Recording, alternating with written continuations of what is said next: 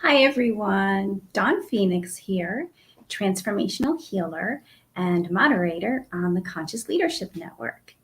And I'd like to tell you a little bit about the Conscious Leadership Network. We are this awesome group of change makers and paradigm shifters, people who want to change the way the world is right now for the better by raising our consciousness. And we do this. There's a lot of us who do some really cool things, energy medicine, like me, or people who do health and fitness, nutrition, sexuality, just anything you can really think of where it helps us be healthy in mind, spirit, and body. And we do it in conscious ways where we support each other and our community. So I'm very excited to be a part of that. And there's information on how to join us below. There's a link. And within the CLN, as we call it, the Conscious Leadership Network, I have a tribe. And my tribe is called Spiritual Kindergarten. And that's where we can just go and play, be ourselves, and have others we can lean on and get support from if we're going through something funky in life. If it's part of our spiritual journey and maybe nobody else understands, we're feeling a little isolated, we can get, some support there. And I also give a weekly Dolphin energy healing session there. And once a month, we have a meet and greet where members can come hang out with me and we all just kind of chit chat. And I think I'm going to be adding a bonus because, as you can tell, this has a different name. This is a conscious perspective, and it's not channeled wisdom anymore. I'm going to be moving my channeled messages. I think I'm going to be moving that into my tribe, where I will channel the beings that I channel, the Arcturians, the Dolphins, or the Phoenix Collective for my tribe.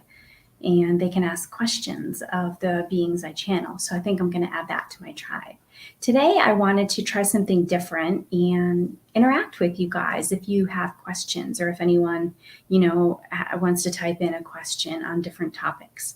So this month we have the theme of communication. And funny enough, I'm an animal communicator. So that's what I do, part of what I do, and that fits into the theme. So I wanted to share a little bit about why I became an animal communicator. It's something that some people haven't maybe ever heard of.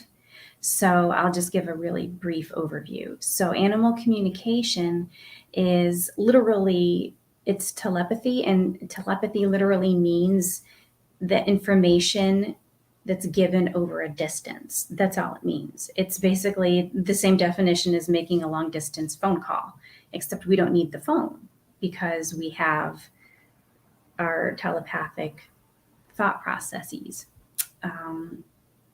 gifts. I like to say our telepathic gifts, and everybody has these gifts and everybody can do this. And we just need to remember that we can. So what I like to do is just share with people why I became an animal communicator. And I'm going to see if I can share my screen. I haven't done this before, so bear with me if I mess it up. Hi, Xavier. Yay. Xavier is one of our members and a moderator on the CLN. So he's here with us today. And let's see, share screen. How about that? I'm going to show you a picture of my reason why I'm an animal communicator. Sure.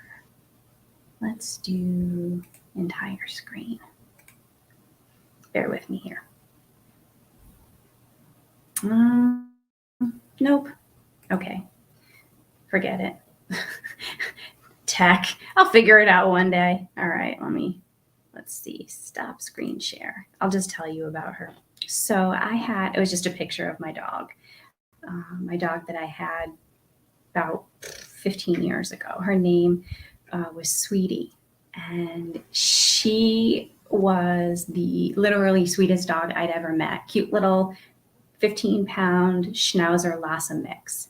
And when we adopted her, my boyfriend at the time, who became my husband for the time that we were together, she was our baby girl until we had our son. And she was sick when she came to us. We adopted her from the Humane Society in Colorado when we were living there in around 2002, I want to say. And she was our life, our baby girl.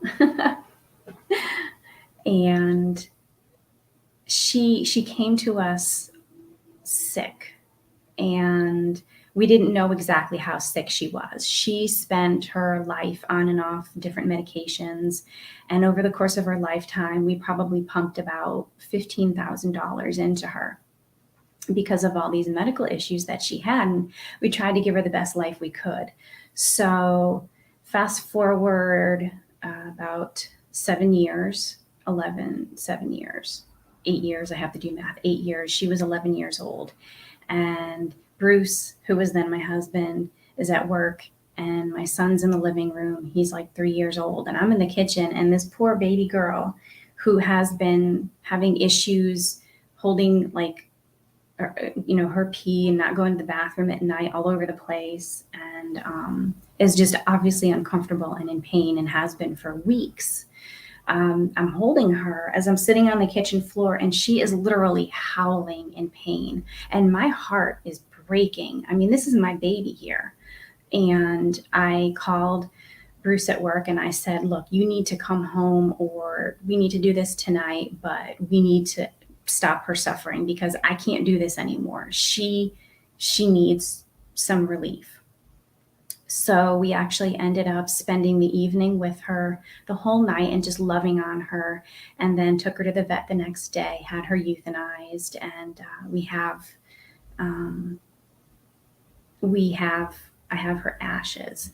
So long story, not so short, she's the reason I became an animal communicator, because for years later, until I became an animal communicator, and this is about 10 years now later, I was plagued with this guilt that she suffered needlessly because we couldn't talk to her and find out, is it her time to go? Our biggest fear, because we loved her so much, was that we didn't want to take her life too soon. Regardless of, how much pain she seemed to be in, maybe there was always something we could do to help her. And we felt that, euthanizing her may have been the wrong choice at times. And it was very, very difficult on both of us. But I had a real problem living with that. And so when I entered into Healing Touch for Animals, which is where I became first involved in energy medicine work, one of my classmates, she was an animal communicator and would tell us stories, these funny stories about animals that she would talk with. And I said, I want to do that. I want these stories. I want to get to know animals, and they're just like people.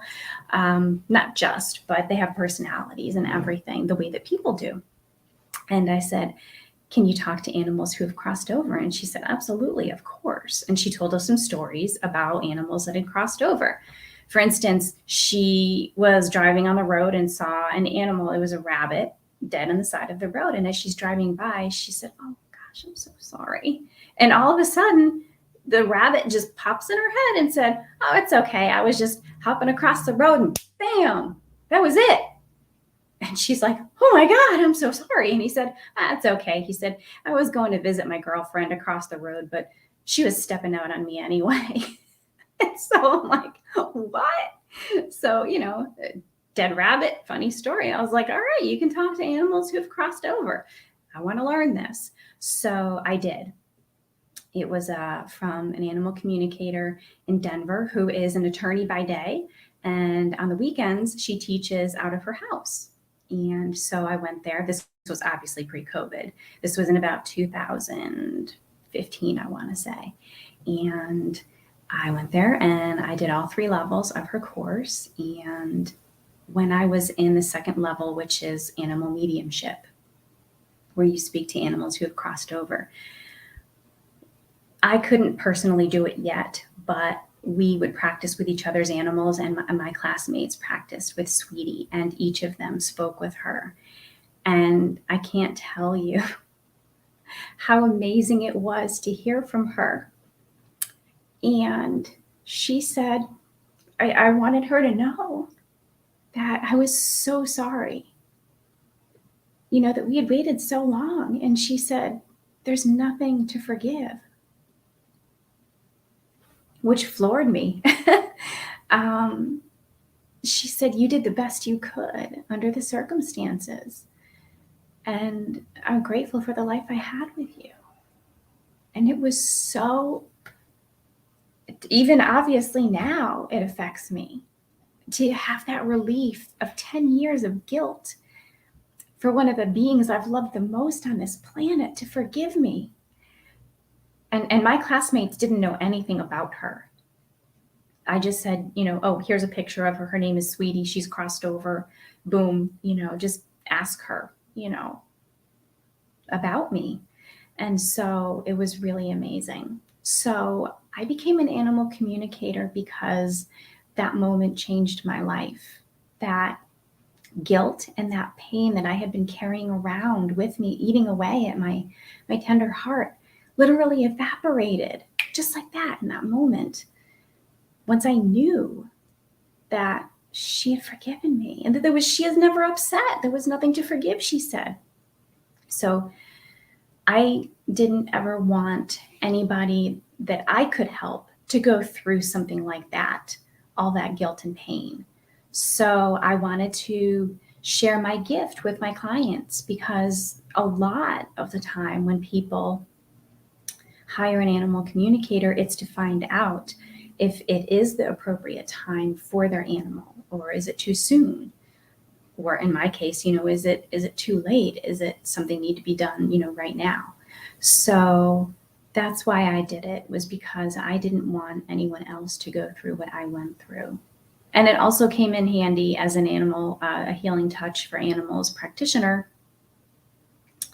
So I could talk to my clients, while I was treating them, to find out their take on, what I was doing for them, to work with them. So I just wanted to share with you guys a little bit about why I chose to become an animal communicator. And I'm going to be talking more about animal communication this month, because I think it's important to educate people. And also, I'm not sure when. I want to say October, I'm going to be teaching an animal communication course. So, and I'll be doing it live. It's not going to be recorded. So I just want to educate you guys on this, so that maybe you feel into, hey, I'd kind of like to learn how to do that. Or I've been through something similar. So I just want to reach out and share my heart with you and help you understand how beneficial it can be. And so there's that. And if I'm just going to open the floor up to questions. If anybody has any questions, you can just throw them in the comment box, and I think they'll pop up here where I am. And while I'm just waiting to see if anybody has any questions, I'll let you guys know that there's links down below here to join the Conscious Leadership Network and my tribe. There's also links below if you want to have a session with me, channeled messages, dolphin energy healing, anything like that. I have a course coming up that I'm teaching in September. I'm co-teaching it. It is a channeling course, and it has a long name. It's the Soul Wisdom Language Exploration. That's the name of this series. And this one is a channeling workshop, and I'm co-teaching it with my friend and intuitive artist, Regina Curtis. So there's a link for that down below. And members of my spiritual kindergarten community, that tribe, get into that course for 50% off. So once you join spiritual kindergarten, you can just message me for the coupon code. And then when you click the link I have below, you can enter that coupon code at checkout and it will take 50% off the course for you.